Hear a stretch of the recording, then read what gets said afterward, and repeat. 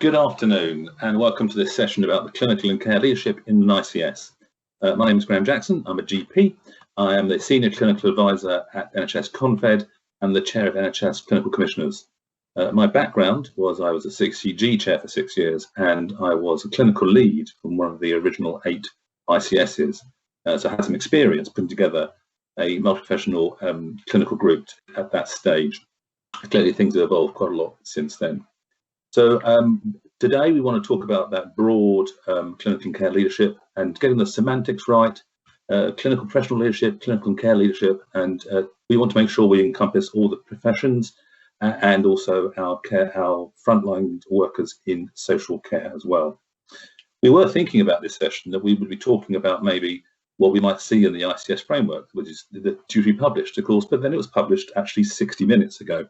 So actually the framework is now out there. So our panel have been rapidly thinking about what's in that published paper from an hour ago. So we may not be full up to speed, but some of you out there may have had more chance to read it than we have whilst we're getting ready for the session. But I think the content of it is not surprising and I think is quite inclusive and quite helpful, and we may reflect on that a bit today. So going forward, I've got 4 speakers from 4 different perspectives. We're going to spend the next hour. I'm going to ask each of them to give me a sort of a top line view from their sector, and as I introduce them, I'll get them to introduce themselves formally. So starting off with Kiran Patel, who is going to talk about the right clinical and professional leadership at a system level. Kiran, the floor is yours to start. Graham, thank you, and it's a pleasure to be here. So thank you for the invitation. So I'm Kiran Patel. I am the clinical lead for the ICS advisorate at the NHS Confed, a role which I'm pleased to take on. I think it will be a great experience going forward to see how we emerge from that. But my background is that I'm trained as a cardiologist, so I still practice as a cardiologist at University Hospitals of Coventry and Warwickshire, where I'm also the Chief Medical Officer and Deputy Chief Executive. I came to that role about 2 years ago, having spent 7 years as Medical Director for NHS England and subsequently NHS Improvement for the West Midlands, where I was actually responsible officer for 3,500 general practitioners, but also the same number of pharmacists, optometrists, dentists, and that was a great experience to learn how the professions work across the system. And I'm currently also taking on the role as clinical lead for the Health and Care Partnership for Coventry and Warwickshire, which plans to emerge as an integrated care system. So that's my background, Graham. And I guess I'm just going to spend a few minutes talking about what I see as the priorities for us going forwards and a bit of history. But to start with, I think I'm a firm believer in clinical leadership for the very reason that clinicians tend to stick in one place geographically in the main. You know, they might roam around a little geographical patch, but essentially clinicians tend to have a lot of corporate memory. So they bring a very valuable perspective on the past and the lessons learned from the past as we go through various reorganizations and changes in architecture. But they bring something quite useful to the table, which is corporate memory. And then going forwards, they will be the custodians of value in any healthcare system. So we absolutely must take clinical leadership at the heart of any design process. And in terms of principles, first and foremost, clinicians are wedded to the quality of healthcare that they deliver, because at the end of the day, we will look at the patients in front of us day by day. And one of our challenges is how do we make population health the responsibility of every clinician in an integrated care system? Because some of us will look at individual patients, whereas some of us will look at populations. So whether you're a secondary care clinician or a public health consultant, you have a responsibility for population healthcare, and therefore by proxy, how we spend our money and our resources and how we perform as a system. So clinicians are at the heart of delivering the triple aim. And one of the things that passionately drives me is trying to engender equity of access and outcome for all patients within a population. And that should be at the heart of what drives us in any system design. And if we do that well, we will start to address health inequalities and see an end, hopefully, to the stream of reports on healthcare inequality that come across our desk. And if we are talking about reducing healthcare inequality, the drivers are both healthcare systems, but also social determinants, as we know well. So one of our challenges going forward is how do we get clinicians to address very upstream factors that determine healthcare outcomes, because we know the evidence tells us that only 10 to 15% of a healthcare outcome is driven by the healthcare system that we work within and influence. And when we think of health outcomes in that manner, we start to appreciate that this is a team game. So we need to really integrate across professions and across disciplines and really embed management and leadership as almost one and the same going forwards. And I like to drive clinical behaviour very objectively. So we need evidence and objective data to drive what it is we're trying to achieve. And that is going to be at the heart of how we develop and drive integrated care system development. So as well as being data driven, I think the foundations of the professions and the clinical lens will be key to drive, what I see from the WHO when it talks about health systems development as integrated planning, coordinated delivery and divided responsibility. So if we start to see that system and place is one and the same, I think we're heading in the right direction. I guess where tensions can arise is when we start to see system and place at odds with each other. So we've got to try and embrace the ability to get clinicians out of organisational or geographical sovereignty to start appreciating a population as all of our responsibility, not just the population on our doorstep. And certainly some of our big tertiary providers in the healthcare system need to start seeing they have a population responsibility often beyond what we currently serve locally as DGHs. So Graham, I'm going to stop there, but I think there's a lot in there, but happy to hear colleagues' views. Yeah, and I know a lot of points there, and I can pick up many of those until we'll take threads through. I think the one that I just to really pick out is the issue that you mentioned tertiary, but also secondary providers being charged with preventative or population health. And too long have we seen our secondary care colleagues being asked to provide health care for those who cross the threshold rather than for the communities they live in, which is a completely different attitude. I think that really plays up many of the points that you've made there. So that's really good to build into. Great, thanks, Karen. Coming to Aruna next. So Aruna, I think from your perspective, from primary care and primary care network perspective, and how you feel the clinical input there will influence in an ICS environment. And forget reminding to introduce yourself. I'm Aruna Garcia. I'm a GP and a clinical director for Leicester City and University's PCN. And I've had the privilege of operating as an ICS representative or shadow ICS representative for the last year, since just before pre-COVID, actually. So I'm speaking to you with some reflective experience and also with sort of a reflection on the ambitions of PCN within the ICS. So just to, and Kieran, I'm probably going to twist this a little bit, and there's a little bit about so what in this and so what about PCNs. So I think just to recap, primary care is basically the front door of the ICS for the most part. I know there's A&E, but we do 90% of the consultations. And essentially within the ICS, as I see it, there's a footprint of 30 to 50,000, which is our community. We are big enough, basically, to operate strategically for that community, and we're big enough to operate operationally at that community with our partners at a community level, so that neighbourhood, for example, voluntary care sector organisations and community assets. Within the ICS, though, as an operational unit, there is something about being able to flex services to our community and meeting that population health agenda that Kieran was talking about. Because, as I think Shanaz said it yesterday in one of our sessions, we are the custodians of population health for our community. We have that intimate relationship and can execute action quickly and robustly. Importantly, though, we're also responsible for making sense of those care pathways that wrap around patients that sit in our community. And therefore, in the context of the community and the workforce that sits at a neighbourhood level. So primary care isn't just about general practice, it's about everybody else. It's about the optoms, the dentists, the pharmacists, etc., and our community partners. So I think thinking about things, what is our role, what is our potential within the ICS, and what is our function? So there's something about form and function, and I talk about function first because that reflects what we need to do as clinical leaders. Now, within the ICS, I see PCNs as having both an operational function, which I know that my paper talks about, but there's a really important strategic function that is about flows and flows of strategy and information that go from community up to place and system.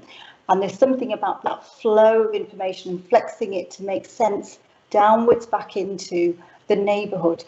And so therefore, as leaders, we end up being really important conduits for that. And we're really important in terms of building those relationships, because historically, we've all worked in our silos, haven't we? We've all, before the ICS, we've been fragmented. Patient pathways are fragmented, suiting our own individual organisations. And yet we have this incredible opportunity to start looking at system level care that works for patients. And I think if we just look at care at a patient level, things tend to fall into place. So the interesting bit for me is there's something about creating a voice and leaders as CDs within the ICS and representation at place and at the main board, at system. We've got to remember that it's not just clinical. So whilst we are GP reps, we have CDs that are on our PCN network board that are from pharmacists, that are nurses. So there's something about multi-professional leadership that becomes important within that neighbourhood footprint. There's also, as we hit up to the ICS, there's something about, and I'm very passionate about multi-organisational leadership that we need to think about, because this is bigger than just a clinical pathway. This is about a whole system approach. And just a few reflections. I think the final thing I just want to make is primary care is changing. There is increased complexity in primary care as we work in general practice to working as PCNs. We have a number of roles that we need to educate. So the role of the leader or the professional leader is about education and communicating that complexity of the primary care workforce, like the role of social prescribers, like the role of our clinical pharmacists, like the role of our health and wellbeing coaches, into what we want is the plurality of workforce that sits across the system. So I'm sort of appealing to everybody and wanting to educate everybody that PCNs are not just about delivering within their community. There is a real function to exploit PCNs within the ICS, but we need to influence those leaders and we need to embrace those leaders and bring them in and mentor them, because there is something about that experience gap. Thank you. And almost that PCN neighbourhood is a microcosm of what we should be doing at other levels, and maybe we need to hold that in mind. And also our reflection, I heard that comment yesterday about the population, the custodian of population health. And you think, if we get it right, then the population should be the custodians of their own health. But maybe we're a bit too far to get that far at the moment. That could be an ambition. We could move on that. Great, thanks, Aruna. Glenn, coming to you from a local authority perspective, often unfortunately thought of, and what about the local authority? Sort of add on later on. We all remember the STP debacle about how local authorities felt so engaged and included in STP strategy, and we don't want to go there again. And certainly the work that we've been talking about recently, and I said at the top of the meeting that the clinical and care leadership, what's the wording? I think we need to make sure we are encompassing that broader frontline. People are delivering services to populations. So what's your view from a local authority, those frontline staff, how we engage those? Hi, Graham, and hello, everybody. Very nice to be here, and I'm delighted to be able to contribute to this session. My name's Glenn Garrard. I'm the Exec Director for Adult Social Services and Public Health in Lincolnshire. I'm also the Better Care Fund lead and have a contribution in helping to shape how our ICS works here. In previous roles, I've been a social worker, a psychologist, a researcher, and a student of management. So in some senses, very much the behaviouralist on the panel. And I've also, for my sins, been the past president of ADAS, the Association of Directors of Social Services. From a personal perspective, but also hopefully a sector-wide perspective, I think there's a number of key ingredients here that will make the ICS thrive, building on the history of joint working that goes back into, what, the 1980s, with joint finance initiatives. We've been trying to improve how health and social care is experienced by the individuals who use our services, by the local communities, for a number of years now, so this is not new. Some of the key ingredients to making it successful are not new, and they are well known. And you'd expect me to say this perhaps, but relationships are key, not structures. If you can't work the relationships, the structures are an irrelevance. And I can see colleagues nodding at that. So I spend 3 to 4 days of my working life working those relationships, not just with NHS colleagues locally here, but also with our district councils as a 2-tier area, recognising that in the same way that to NHS colleagues, local government is a confusing factor, the structures and the shapes and what it does or does not do, along with sometimes NHS structures to local government colleagues. Understanding each other's perspectives is critical, but we also need to maintain what is to me the ascendant ethic of thinking system, not service, thinking about maximising people's independence, building and sustaining resilience in communities, because if we are to develop better services, improve outcomes and reduce inequalities, part of the solution to that, as you have said yourself, Graham, is within those communities, within those individuals' own social milieus. And to be honest, the less people need us, the more likely it is that we are being effective. There are some other things to bear in mind as well in local systems, which is, are we building on pre-existing assets? Think about what the work has contained in the Better Care Fund. Lincolnshire has the 4th largest pooled budget in the country, not driven by the Better Care Fund, but helped along by it, because those relationships were critical in developing trust, confidence, and recognising that actually somebody else could do something better than we could. And it's that test of humility that we all need to share in recognising the best outcomes for individuals and communities sometimes lies not in the people currently delivering that service. And in that vein, we can't ignore the importance of housing and housing providers and our colleagues in the voluntary sector as part of that mix. And I'm looking forward to the questions and the conversation to follow. Thank you. Thank you very much. I mean, and the broad sense from a social care perspective there. I mean, I think I'm not a great lover of arrogance, so I like your test of humility as something that we should be working with. And the other thing to reflect on relationships and the understanding each other's perspective. Now, classically, that's in health and care, but actually, if I'm going to an ICS, I would put that back as a challenge between primary care and secondary care. You know, between commissioner and provider, between different types of clinicians. So that understanding each other's perspective, it seeds all the way through so many different types of relationship we need to think about. Okay, fantastic. So Jane, as a system leader, but also as a occult AHP, or a covert, hand to you for your perspective from an AHP perspective. Well, thank you, Graham, and thank you for inviting me here today. And it's great to be on this panel. As often is the case, when you come last, some of your, some of your ideas and thunder has been stolen. But yes, let me just introduce myself. So I think I'm in week 11 of my new role as the Devon Integrated Care System Chief Executive and Accountable Officer for the CCG. And prior to that, I spent about 19 years hanging out in the East End of London, particularly again in a similar role, working across all of the boroughs there. But in fact, spent probably a large amount of that time working in Tower Hamlets, where leading some of the work on primary care networks, which of course is now reflected in some of the national policy.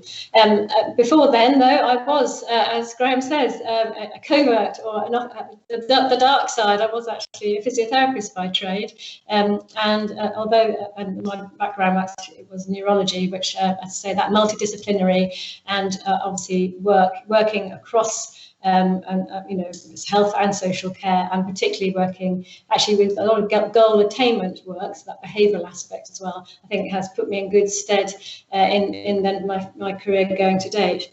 I suppose as the physio, I like to get into some of the sort of a bit more, less of the ethereal, a bit more into the practicalities, and I would say, having been the STP lead in North East London and ICS lead there, and now in Devon, of course, the sort of how we take forward the challenges of clinical leadership in these new fangled organisations, which I think Glenn said, integrated care has been with us for a long time, but perhaps now we've got some of the tools to help us take that forward. And I think for me, there are almost three big challenges in how we do that. I think that the design is very difficult sometimes. As Glenn actually said, we've got quite a lot of those tools in play in relation to the Better Care Fund, particularly to act as that glue for health and care. And we've got examples of formal ways of bringing clinical leadership. So professional and care cabinets is one example, and certainly in Devon we've got a dedicated post for medical director for both acute and for primary care, and of course things like clinical networks. But inherently they bring their challenges too, because they tend to perhaps continue to bring the silos. So often the informal ways of designs, and particularly where you've got problems to solve, and you can bring and have a pathway approach. And I think COVID has particularly done that, where bringing together groups of health and care professionals, particularly again I think at that very local population, has had very good effect. I think the challenge is, though, it is about getting that balance. The reality is, in the health system, we are very good at talking about acute care. We struggle sometimes to, get to talking about community and even social care. And of course, as I say, I think the point made about community assets and the voluntary sector in there has been well made, and they are all part, I think, of the clinical family. But I think we have to make really sort of concentrate on that. And I think the other thing to say, and in fact Aruna made the point, is about where do we add most value as bringing clinicians and care professionals together. People have got very busy jobs, but actually, as I say, we need to be able to work in the areas at a very local network level, then at primary, at primary care networks, and absolutely about those primary care networks is not just about GPs, it's about all the multi-professionals and voluntary sector involved in that. And then it certainly, in the integrated care partnerships, which are often in place in integrated care systems. So, for example, in Devon, we have 5 geographical, we call them local care partnerships, which again is very much where the delivery happens. So the reality is, how do we ensure we get the right representation or the right input at the right level? And I think certainly Aruna's point about those flows, something that's agile that helps support that is really important.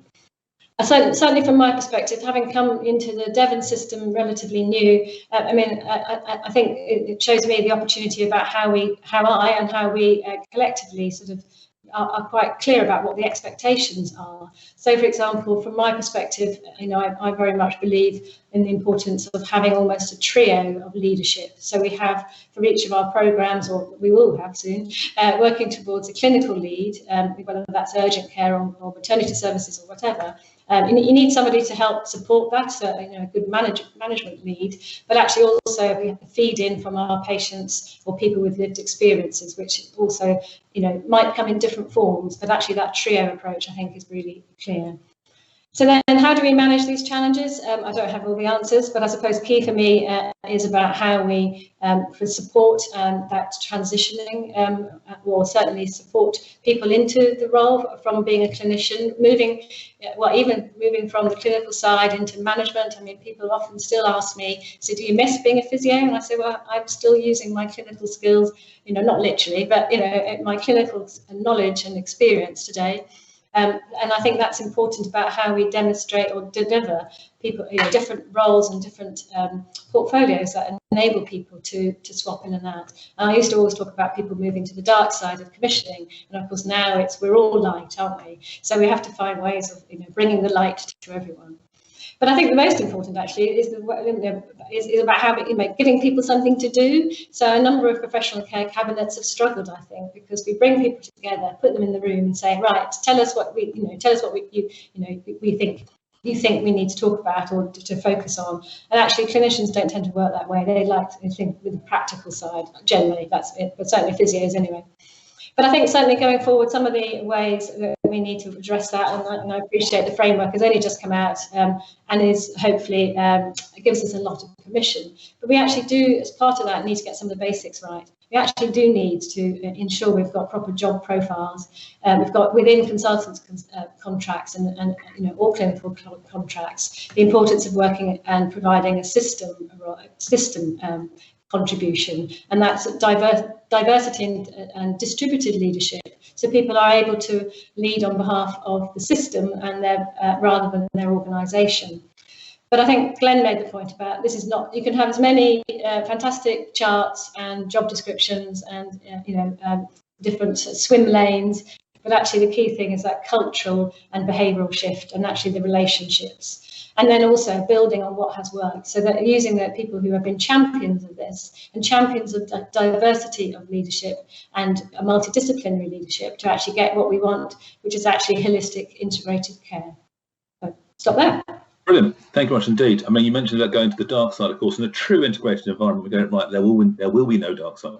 Yes. Because we will all be on the same place. Just to pick up on the multi-professional issue, because a comment from Nicola in the chat about, Nicola saying, you need to remember it's not about GPs. I hope very much we are talking about multi-professional view here. And I think I'm always very wary when we say, doctors and nurses and physios and pharmacists and optometrists, because you always get to that point where, and what about me? Because I'm the dentist. What about me? I'm the psychologist. So I think it's, we are talking about the broad range of clinical and care professionals, all those providing frontline services. And of course, a challenge also there, Jane, you raised about what are clinical cabinets, what do they focus on?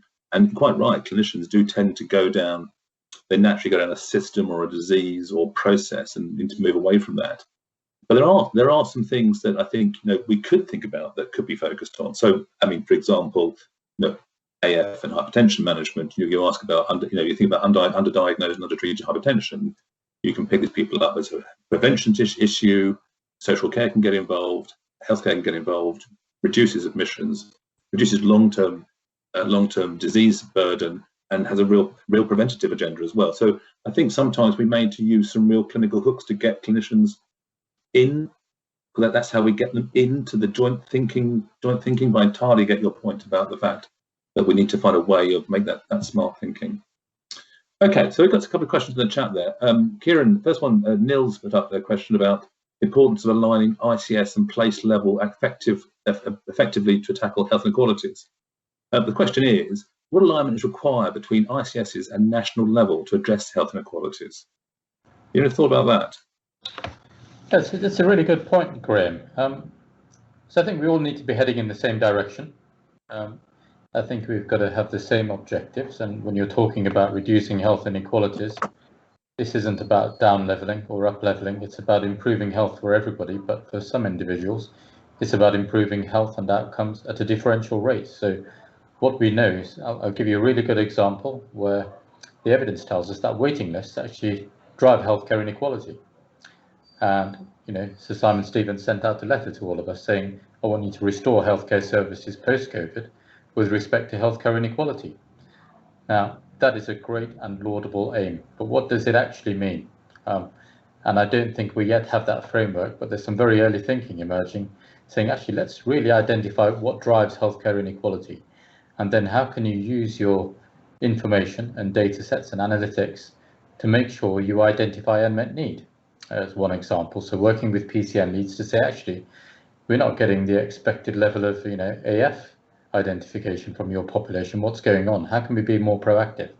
So there's something here about moving into a space which is not purely reactive as a healthcare system or as a healthcare provider, but actually getting into a space where saying, actually, let's look at population healthcare. Let's identify unmet need, but let's identify the need that is out there and do something very proactive about it. So I'd quite like to move into a world where we genuinely talk about healthcare inequalities being everybody's business, not just the domain of public health and not just the domain of local authorities to do something about housing, but actually start having a really good conversation about saying, how can our GPs, pharmacists, optometrists, physios start to access good housing to prevent that next admission in poor health outcome and put people on that vicious spiral downwards. So I want to make public health and healthcare inequality everybody's business.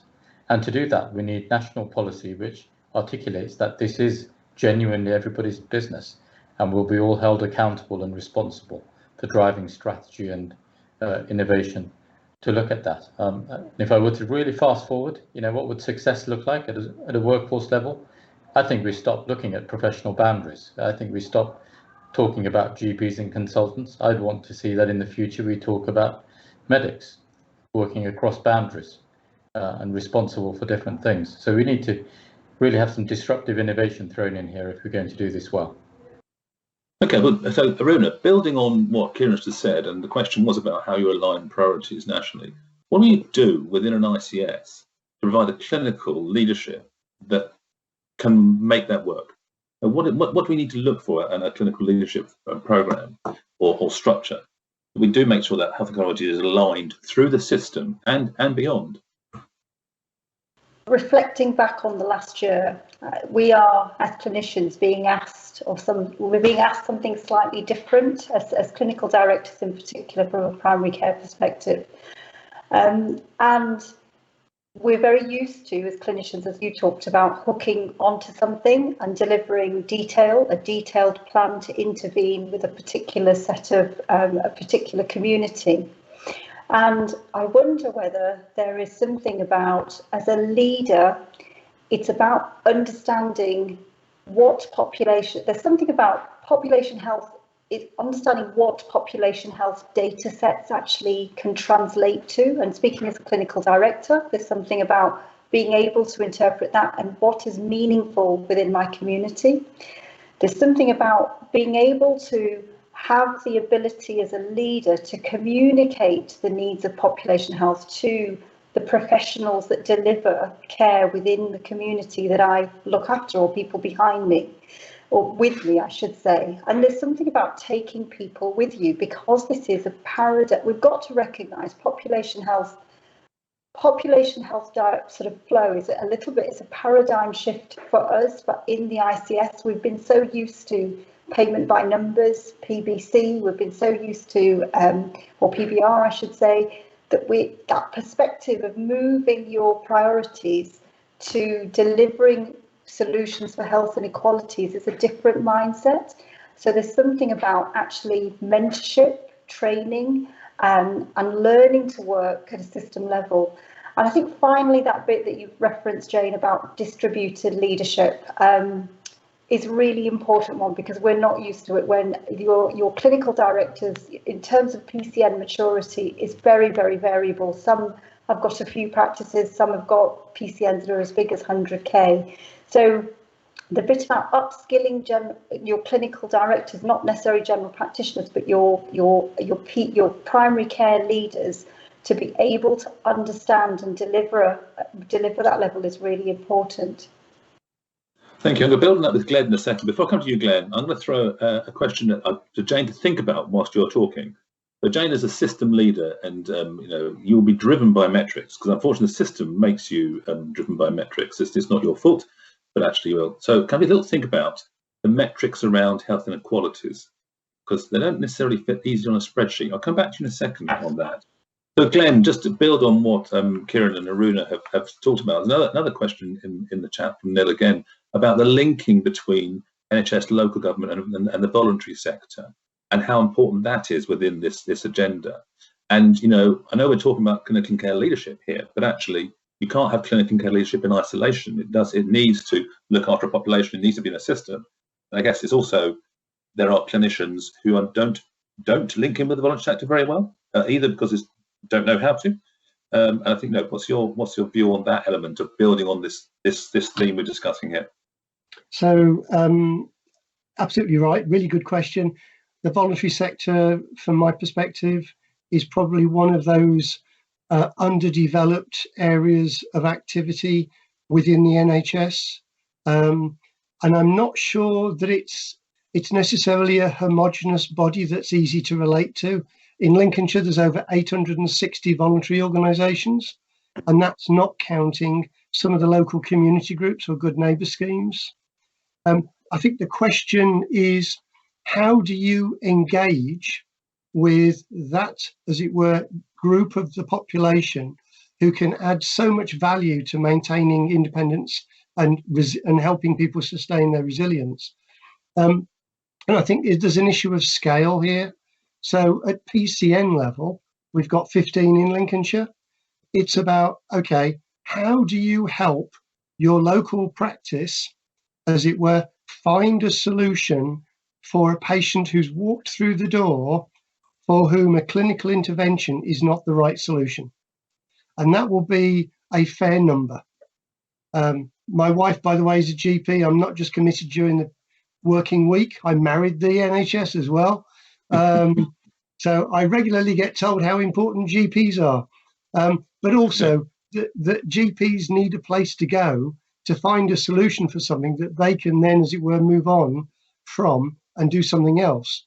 And I think it's finding the right channels and joining up the dots for people who otherwise don't have the time or necessarily the resources to understand. Out of 20 villages, there are 46 different voluntary organisations who might help patient number one in your day. So there's that, which I think is something about information, advice, and finding the right channels. And then there's at a system level where Jane and I and other colleagues are working, which is trying to get that voluntary sector group to find common ground and find a common voice. That's hard to do, but can be achieved. And I know in a number of different systems, the voluntary sector has an umbrella body that speaks on its behalf and communicates with it. By the same token, social care providers are larger in terms of the workforce than the NHS put together. There's about 1.5 social care practitioners out there in the 1.5 million.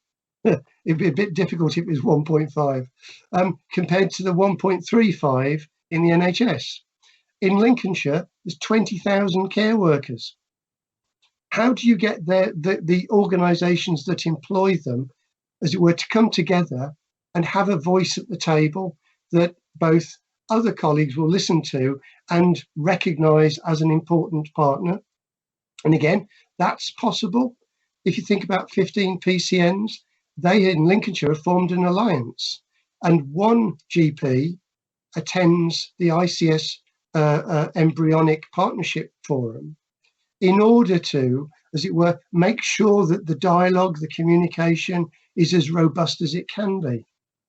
So we've got to find ways of avoiding filling the Albert Hall and yet making it meaningful at different levels in a community.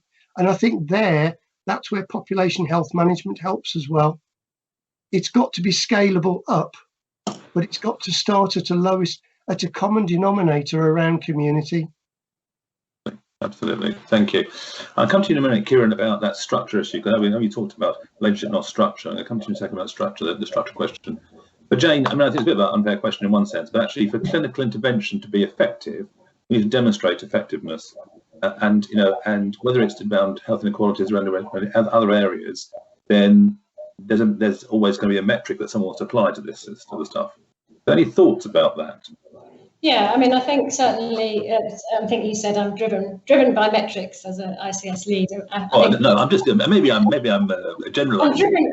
I'm driven by improvement. I think I would counter to that. But I mean, I think certainly some of the unintended consequences, perhaps, of previous ways of working. You know, we've built on these metrics sort of layer on layer, haven't we? And some of them have obviously are targets, which I mean we can't ignore. But I think the opportunity now is to look at the outcomes, and I know we've already got good examples of outcome-based commissioning or outcomes in place, and I think that certainly helps. To start to bring live, and I think as ICS, well, I think as PCNs and also LCPs or integrated care partnerships, we've got the opportunity to refine that more to our population, and I think particularly this is when our patients and our sort of and others are people who are within our communities can help. So I'm a great fan of ICANN statements, which actually does help almost bring together some of those outcomes into bundles that bring it to life.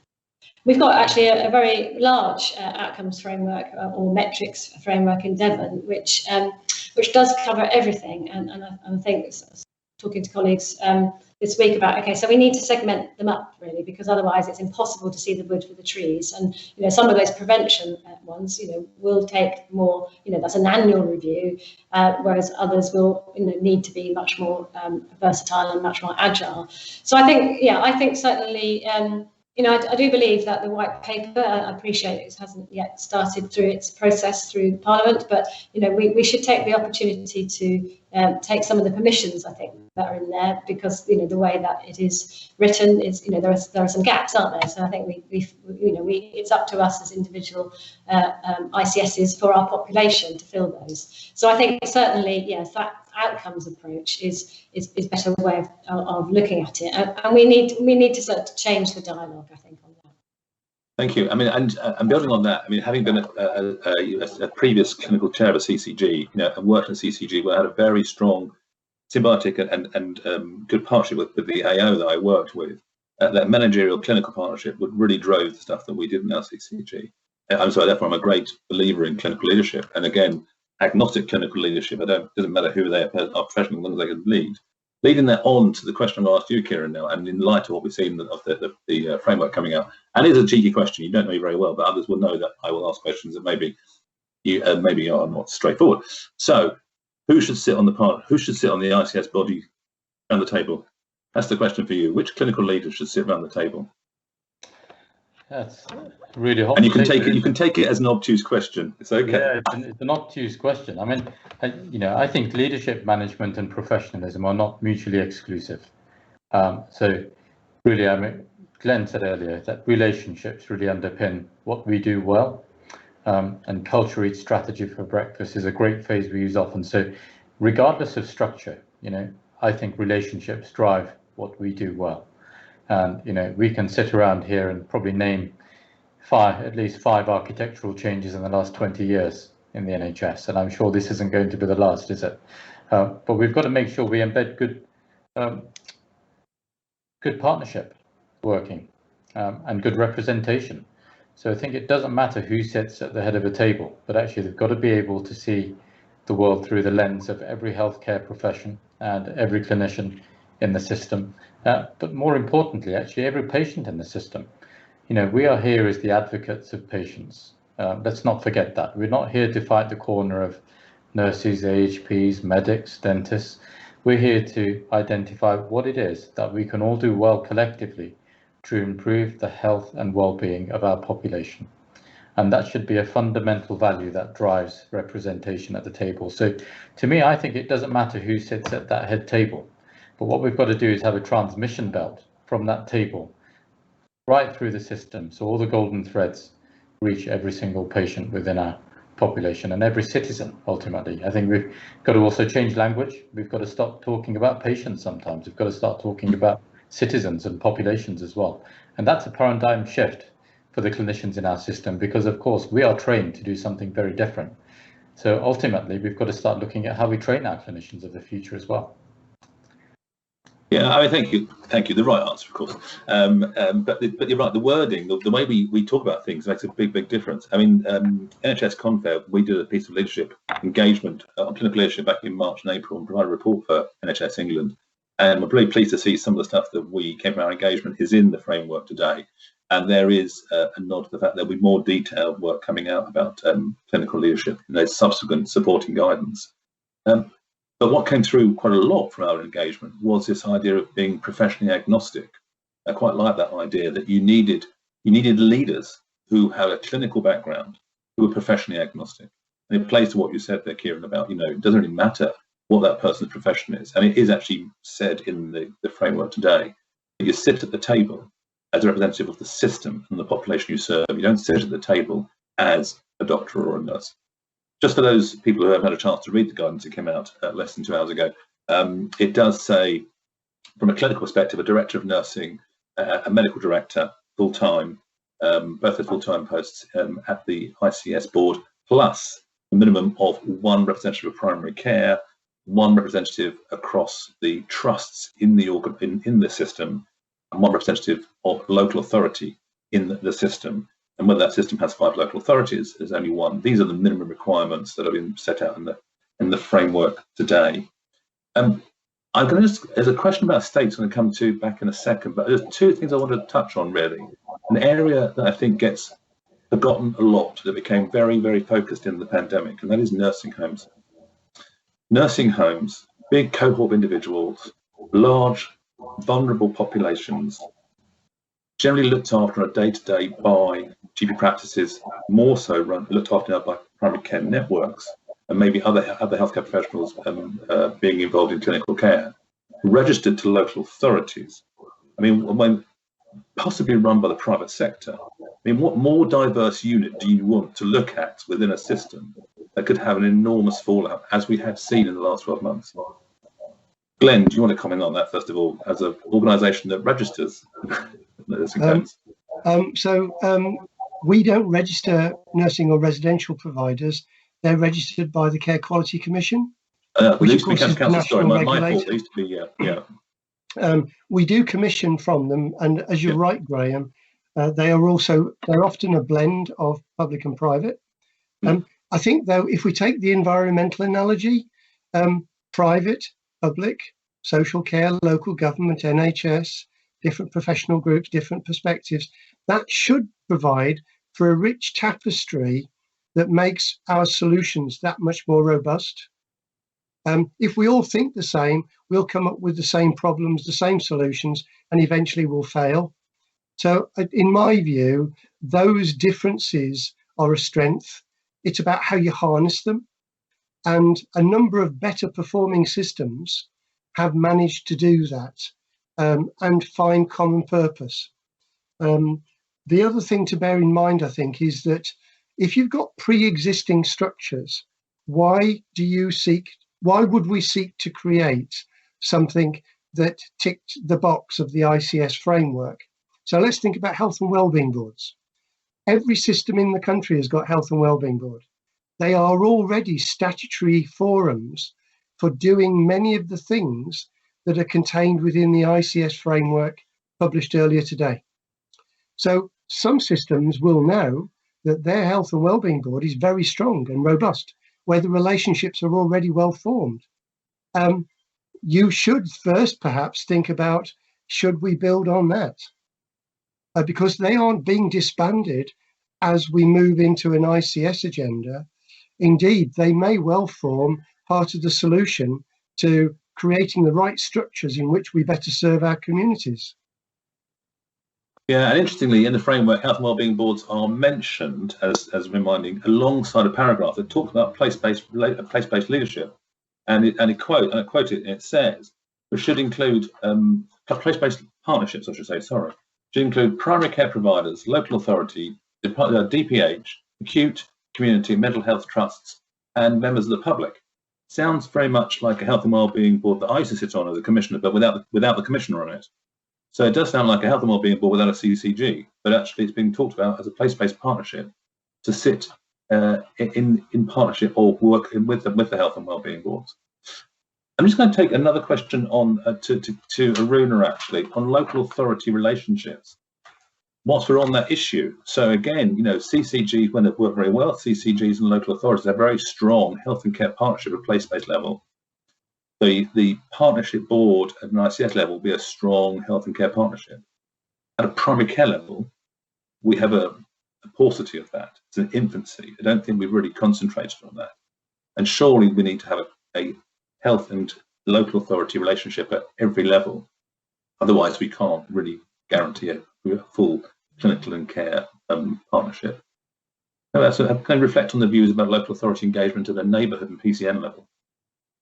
Yeah, I agree with you, Graham. I think that if you just take the COVID-19 sort of plan, the reaction that we had as an NHS, and you look back to the relationships that were embedded that could react very quickly. So those CCG relationships, the hospital relationships, etc., and the LRF sort of schemes were very embedded. And I think what ended up happening is that PCNs found themselves needing to respond to their communities, the risks with COVID, their staff, etc., continuation of service. And we ended up having to think about forging those relationships very, very quickly at that neighbourhood, place and system level. And I think one of the things that came out, and I can talk from a personal experience because, of course, I look after a PCN that looks after 2 universities. So that local authority relationship and the absence of us understanding, and the relationship with the universities as well,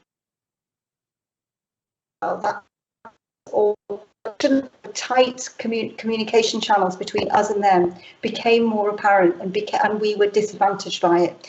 So I think there was something about COVID-19. We recognised that we needed to be in certain cells, for example, educational cells and the university cells, to develop those relationships.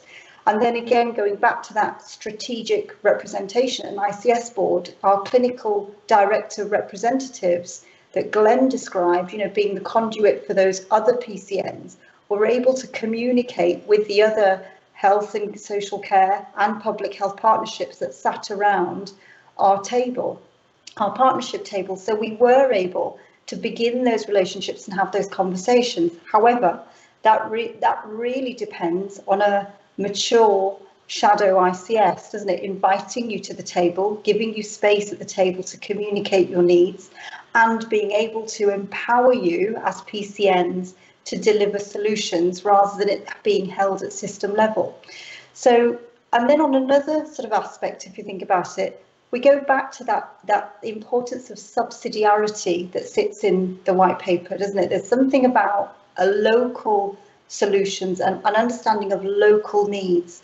And therefore that relationship with the local authority becomes even more important to understand and interpret and gather information at a local level, which, if you think about it, primary care hasn't done. Primary care respond is a demand management situation, isn't it? It's not proactive. It doesn't look at data sets on a regular basis to plan, like I talked about, paradigm shifts for health inequalities.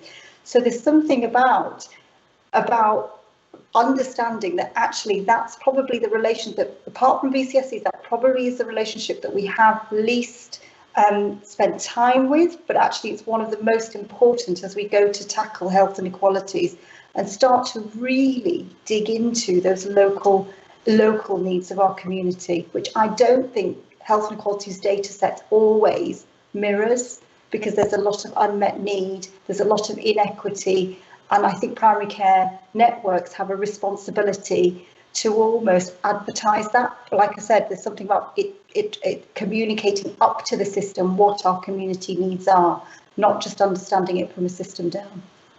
Yeah, thank you very much. I think it's really important, and it is an area where we need to think everyone needs to concentrate on. I mean, general practice has a longitudinal relationship with the population it serves. Ward-based counsellors have a longitudinal relationship with the population they serve, and they often serve the same population, but actually have not really been in any sort of conversation over the years historically.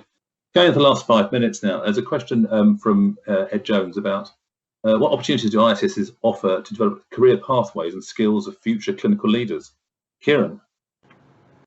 Yes, I'll be quick, Graham. I think we've got to engage those who are willing and want to, but likewise, we've got to also make sure that we engage everybody as well. So, as Glenn said earlier, we don't want to fill the Royal Albert Hall with meetings of 300 people, because time is our most, stark commodity at the moment, as well as resource. So we've got to make sure that we meaningfully engage people. And the example I'll give you is actually, I'd quite like our ENT surgeons to sit down in a room together across the system to say, how do we ensure that ENT services meet the needs of our population across Coventry and Warwickshire, but actually throw in a GP there who may have an interest in ENT services. So I think we've got to make it really tangible rather than just rhetorical in terms of engagement. So take those who want to get involved, absolutely embrace that will, but also make sure that we engage throughout the system as well. And I think we also need to make sure that we don't start to run a gerontocracy as well. So start to engage people very early on in their careers, because they are the future. Absolutely. So I'm going to come to each of you in turn in a second for your 45-second last comment, the one thing you want to throw on the table. And it may not be covering everything, but it's just the one thing you want to make sure that stays on the table to go into the clinical leadership building in the ICSs. Just quick reflection for me is the fact that also that engagement work we did for the Confed, we engaged on some of the principles that NHS is going to put out, and they've been refined and they're in the framework today. And the issue about culture and mutual respect is such an enormous issue. We touched on it earlier about understanding people's perspectives, that issue of walking people's shoes. We have to move to an environment where we have a high level of mutual respect and trust for the other people who are not in the jobs that we do. And until we do that, we will not work effectively as a collective. So I think that's really important to keep pushing that way. And that culture thing doesn't sit on a spreadsheet. Staff surveys do, maybe. Culture doesn't necessarily. Okay, just to finish off then, I'm going to go in the order we started. So, and your one wish for the future of clinical and care leadership in an ICS. Kieran. So, Graham, I think we've got to embed the ability for every clinician in our health and care partnerships and systems to have a responsibility for the wider population. And that has to stop being simply rhetorical and the domain of a handful of individuals who are appointed or anointed into these roles. But actually, we've got to liberate our clinical mindsets to say it is possible, and we expect you to look after your population and not just the patient in front of you or the sovereign role that you are trained to do and deliver today. Okay, thank you. I've changed my mind about order because I felt sorry for Jane when she said it was all eaten up last time. I'm going to Jane next, in fact, because she was last time, and everything said, I think she wanted to say. That's okay. Well, in fact, I suppose whether it's a wish or an ask, but it was when you were talking about, the fact we need to have different types of clinicians now, and people who are able to be much more multi-professional. I suppose the ask is we have to train. We have to ask the colleges and the various ways that we do train professionals, and that's health and care professionals, in a different way. Otherwise, if we keep churning out the sort of same sort of siloed groups of people, we're always going to be it's going to be hard. So we need to think about the sort of the training for the professionals of clinical professionals of the future. Thank you. Glenn, you next, because it's local authority always goes last. It's always last, so you can't go last today. I appreciate that. Thank you, Graham. So I'm really intrigued by those systems who are starting to ask the question, it's not just your professional qualifications that count, it's what's your psychometrics saying about you? Are you going to be a good bridge builder, a team worker, someone who can network, or are you just going to, as it were, focus in on the day job? At system level, we need a certain kind of psychology, a certain psychometric, and I think that would go a long way to help. Very much. And finally, it's not about GPs because you're going last, Rena. Briefly from you. Oh, no, maybe that's the idea, right, Graham? So I think that, really, really interesting debate. Thank you, everyone. I think that if there was one thing that I wanted to keep and wanted to make sure we preserve going forward, it goes back to that mutual respect. COVID-19 showed us that we can work in an effective system. So that's for me. Sorry. I think perfect. On the chime of 4, the mutual respect. What a way to finish. Thank you all so very much for engaging so well. Been a really, really rich conversation. Thank you everyone who's been watching us and listening to, and wish you the best of the afternoon. Thank you. Thank you.